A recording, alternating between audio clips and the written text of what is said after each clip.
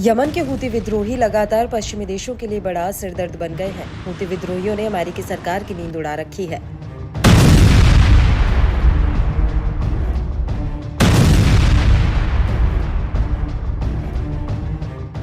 अमेरिकी नौसेना के युद्धपोतों और व्यावसायिक जहाजों पर लगातार मिसाइलों और ड्रोन से हमला कर रहा है।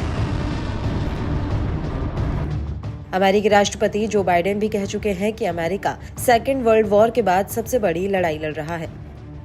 हाल में हूती विद्रोहियों ने फिर से लाल सागर में आतंक मचाया। इस बार हूती विद्रोहियों ने पनामा के झंडे वाले एक तेल टैंकर को निशाना बनाया था। हूती लड़ाकों ने इससे पहले सोनियल तेल टैंकर पर भी जोरदार हमला किया था। दावा है कि करीब 10 लाख बैरल कच्चा तेल वाला सोनियन जहाज अभी भी आग की लपटों में धधक रहा है। इन सबके बीच यमनी सशस्त्र बलों के प्रवक्ता ने बड़ा दावा कर फिर अमेरिका को झटका दे दिया। हूतियों ने अमेरिका के एक और महाशक्तिशाली MQ-9 रीपर किलर ड्रोन को तबाह किया है। यमनी हवाई सुरक्षा ने मारिब प्रांत के ऊपर एक अमेरिकी MQ-9 ड्रोन को मार गिराने की घोषणा की। यमनी नेता ने यह भी दावा कर चौंकाया है कि यह अपनी तरह का 8वां MQ-9 ड्रोन है जिसे यमनी सशस्त्र बलों ने सफलतापूर्वक मार गिराया है। खास बात यह है कि मारिब को उसके तेल और प्राकृतिक गैस भंडार के लिए जाना जाता है।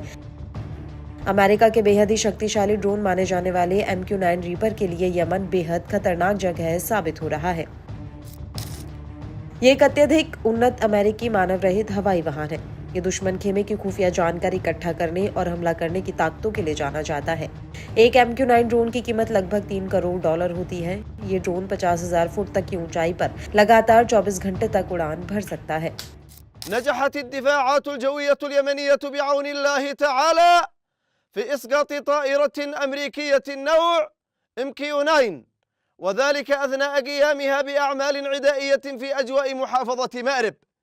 وهذه الطائرة هي الثامنة من هذا النوع والتي تنجح القوات المسلحة اليمنية في إسقاطها خلال معركة الفتح الموعود والجهاد المقدس إسنادا لغزة. إن القوات المسلحة اليمنية مستمرة في تأدية واجباتها الجهادية انتصارا لمظلومية الشعب الفلسطيني ودفاعا عن اليمن العزيز، وإنها بعون الله تعالى بصدد تعزيز قدراتها الدفاعية للتصدي للعدوان الأمريكي البريطاني والرد عليه باستهداف تحركاته العسكرية المعادية في منطقة العمليات البحرية.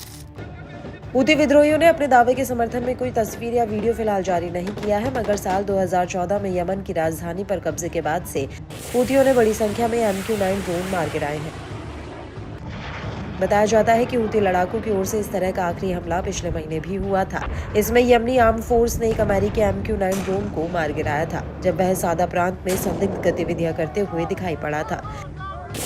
यमनी आर्म फोर्स के प्रवक्ता ने इस बात की पुष्टि भी की है कि ड्रोन को घरेलू सतह से हवा में मार करने वाली मिसाइल के जरिए ढेर किया गया।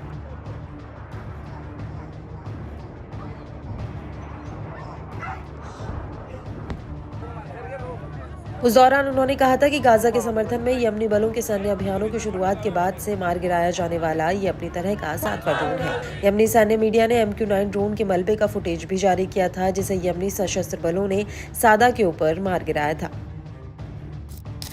इससे पहले 29 मई को यमनी बलों ने एक MQ-9 ड्रोन को मारिब में मार गिराया था। इससे पहले इसी मॉडल के एक अन्य ड्रोन को 21 मई को अल बायदा प्रांत के ऊपर सतह से हवा में मार करने वाली मिसाइल से भेद डाला था। 17 मई और 8 मई को भी हूती लड़ाकों ने मारिब के ऊपर अमेरिकी MQ-9 ड्रोन मारने का दावा किया था। इससे जुड़े कई वीडियो भी शेयर किए गए थे। मालूम हो कि यमन में निगरानी के लिए अमेरिका सालों से MQ-9 ड्रोन का इस्तेमाल कर रहा है। गौरतलब है कि ईरान से मिसाइलों की मदद के चलते हूती आसमान में हमला करने और अमेरिकी हथियारों को गिराने की क्षमता हासिल कर चुके हैं।